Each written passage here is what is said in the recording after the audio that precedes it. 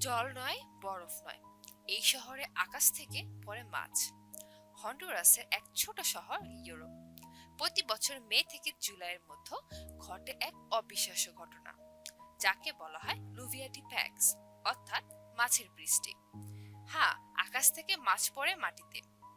তীব্র বজ্রঝড়ের পর লোকজন দেখতে পান রাস্তা, খামার, বাড়ির ছাদে ছড়িয়ে ছিটে থাকা জীবন্ত মাছ। লোকজন সেগুলো কুইয়ে খায়, রান্না করে খায়। এই ঘটনা ঘটে প্রতি বছর অন্তত একবার। বিজ্ঞানীরা বলেন এটা হতে পারে জলীয় ঘূর্ণিঝড় বা টর্নেডোর কারণে, যা মাছগুলোকে জলের স্তর থেকে টেনে নিয়ে আসে আকাশে আর পরে ফেলে দেয় মাটিতে। তবে স্থানীয়রা বলেন এটা এক অলৌকিক ঈশ্বরীয় আশীর্বাদ। আপনি কি বিশ্বাস করেন আকাশ থেকে মাছ পড়তে পারে, নাকি এটা প্রকৃতির এক রহস্য? কমেন্টে জানান। আর এমন অদ্ভুত ঘটনা জানতে সাবস্ক্রাইব করুন